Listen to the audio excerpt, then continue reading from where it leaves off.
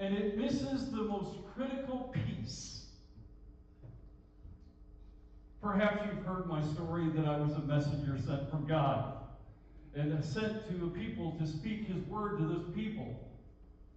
And my response was, God, I'm going to take a vacation. I need a little bit of time off from my calling, and I'm heading the other direction. You want me to go east? I'm going to go as far west as we understand in our known world. I'm going to Tarshish. And I went and booked myself a trip, and I was going on a leisurely vacation. I was going to get away from God. You see, God had called me to send me to this place where there's no place worse.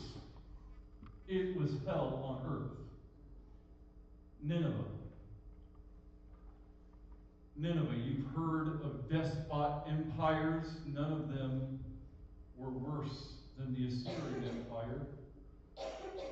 Assyria, who made their joy of going out and just executing mass numbers of people, leaving them dead, taking the survivors and spreading them out throughout their empire, making sure that they lost all family connections and they lose their identity. So maybe they could just melt right in.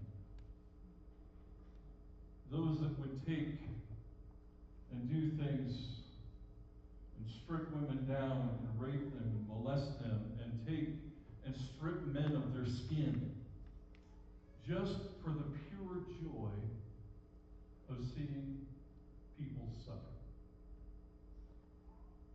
And God wanted me to go there. God wanted me to go to the worst place on earth. I had no interest. So I took off. But God, the God that He is, decided that I was not due a vacation at that moment, and decided that on my leisurely cruise that He would make it less than leisurely, and so a storm blew up, and I was taking a siesta. I didn't know that there was mass hysteria going on up deck as they were trying to figure out, why is this storm occurring? And everybody's calling out to their God and saying, God, save us from this. And the storm only continued to get worse. Until somebody came down, woke me up and said, what are you doing down here? You need to pray to your God so that He'll stop the storm. I went out. We all met together on the deck. We cast dice to figure out who's responsible, who did something to upset the gods, and definitely the dice fell on me. Because I'm running away from God. The God of the universe, the God who created all things, the God who controls the sun and the moon and how they move.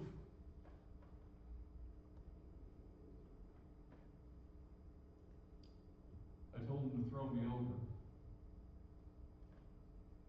You see, some of us may identify with that part of my story, that God has called out to us, God has asked us to do something, and we've run the other way.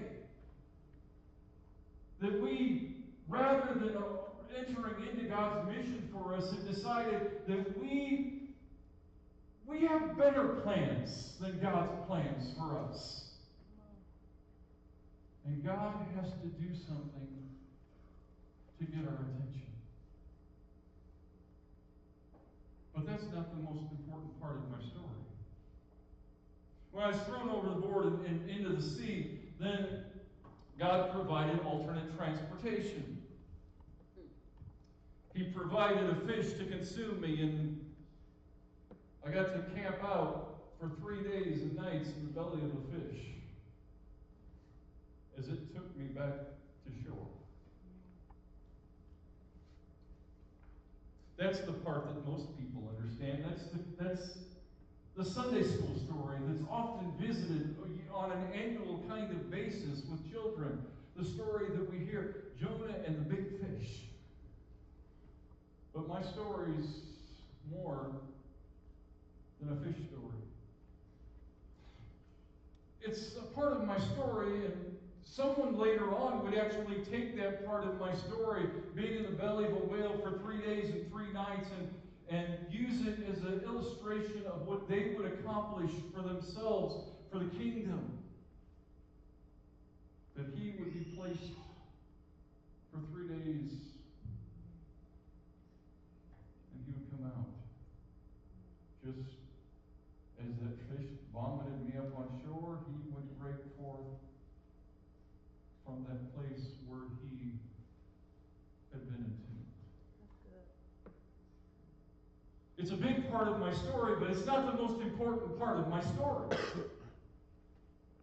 That's just the transportation that God used to get me back on track where I was supposed to be in the first few verses of chapter 1, and I decided to take a vacation. God had to write chapters 2, the rest of chapter 1, chapters 2, and chapters 3 to get me back on track. And so in the belly of that whale, I prayed out to God, recognizing that salvation belongs to our God, and he will deliver me from this demise. Blah. Onto the shore. And God calls me once again. He calls me to go to hell on earth. He hasn't changed his mind.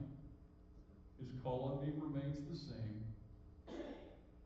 Do what I've called you to. I didn't want to.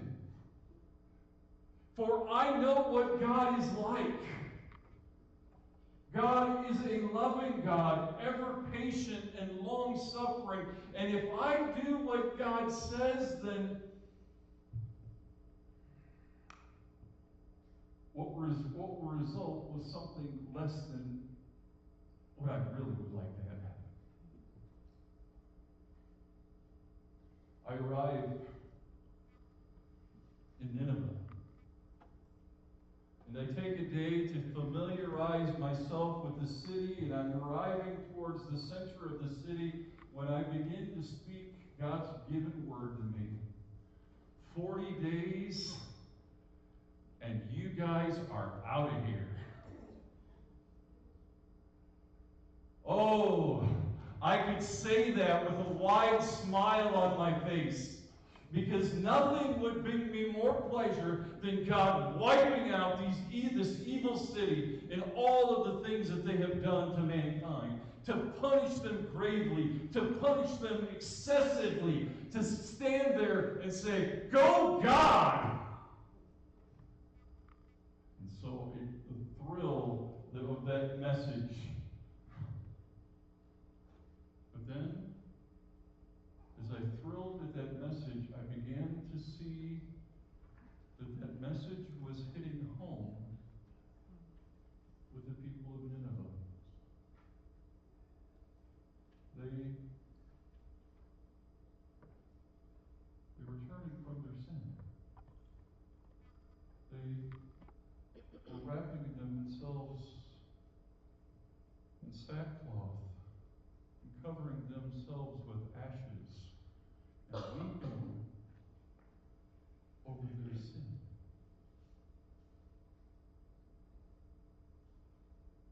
The king heard of my message and called for a national day, actually a national 6 weeks of prayer and fasting,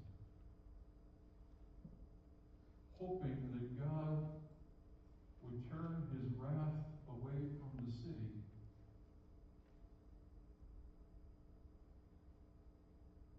and that the judgment would not come about.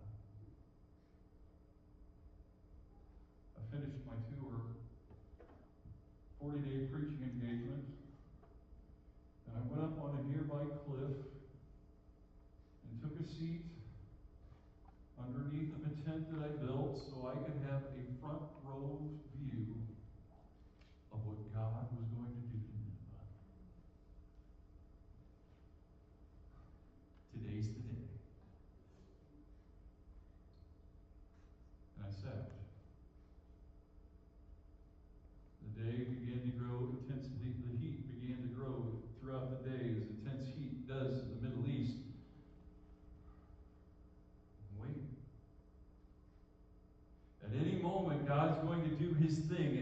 am going to celebrate like crazy that God finally gave it to Nineveh. A weed grows up, and it grows to protect me from the scorching heat. And as the day grows longer, the weed withers and dies, and now the sun is bearing with its full intensity upon me. 120 degrees and climbing. But I'm just waiting for how hot it's going to be down there. And now I'm ticked. I'm ticked at God because God gave me a weed to protect me, to shade me, to give me some respite. And now He's taken my weed away. Now the full blaze of the sun is pouring down on me, and the sunburn is beginning to come forth. And now, God, you know how upset I am at you because of what you just did to me?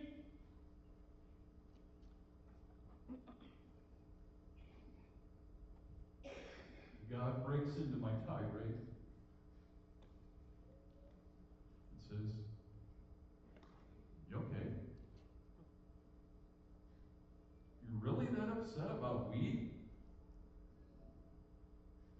You really upset that this shade that you were given was taken away? Is that really what you should be upset about? Is that the worst thing that you can imagine happening? Is that the most tragic thing that could be occurring today? Oh, that poor, poor weed."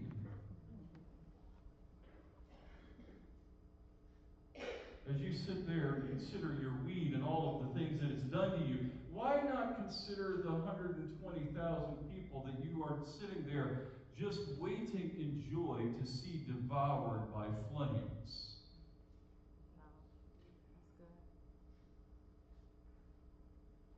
My concern isn't your weed.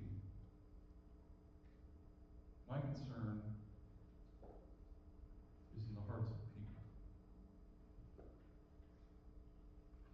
People who you would turn your back on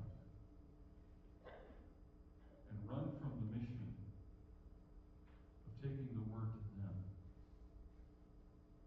because you've determined they're not worth it.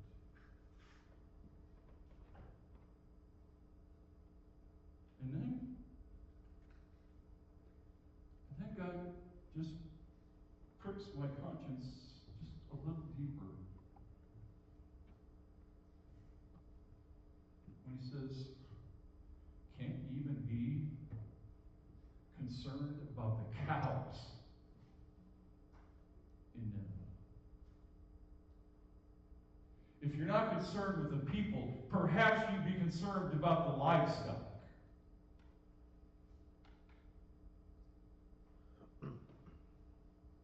I wonder about us, because that's really my story. God getting me on track from a heart that was unsympathetic towards lost people. A heart that could look at lost people and say, they deserve what's coming to them. They deserve the full judgment of God to be poured out upon them. And then I remembered I deserved it as well. For I was not obedient to God. I ran the other direction. I had God's call upon my life, and rather than living out God's call in my life, I did my own thing. And then when God wanted to show others grace, when God desired to pour out mercy, I withheld it. How much do you identify with that part of my story?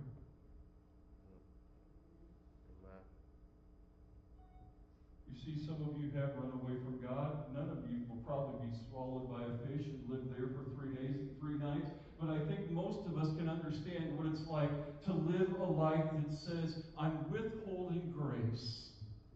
There's people that I've determined are the enemies of God, and they are my enemies, and whoever is my enemy must be an enemy of God. Therefore, I will not extend grace to them. Meanwhile, God is pushing ever so harder on us to step into the game, to say that He desires that none should perish, but all should come to the kingdom. Even those we've decided aren't worth it.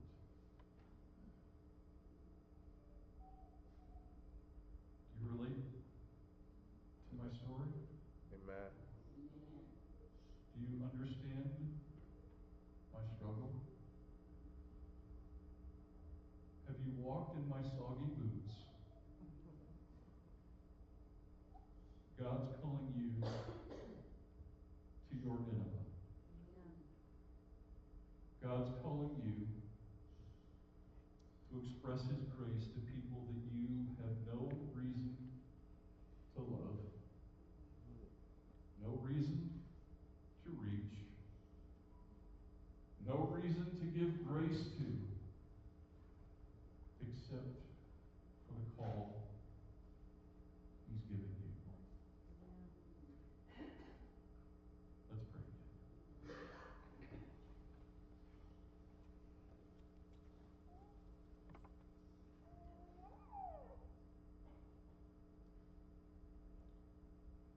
God, we pray that you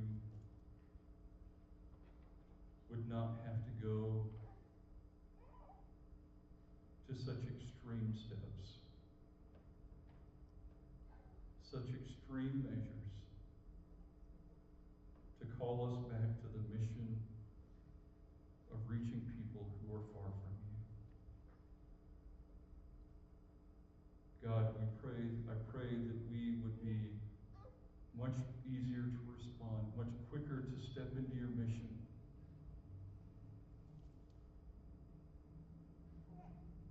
God, I pray for that grace to be exhibited that we've received through us into the lives of others. In the name of Christ, I pray. The church said. Amen. Perhaps you are here this morning outside of a relationship with Jesus Christ. He's the one that took Jonah's words and said that I will live in the belly of the whale for 3 days and 3 nights, and on that third day I will arise. Speaking of the death and resurrection that He gives for us to wash the sins away and bring us into His kingdom. If you are outside of a relationship with Christ this morning, we invite you to step into that relationship, to accept Him as your Lord and your Savior, the leader and forgiver of your life. If you need to make that decision as we sing the song of invitation, I'll ask you to come down front. I'll meet you up front. I'll talk with you about that decision and what it entails. But would you make that decision as we stand in His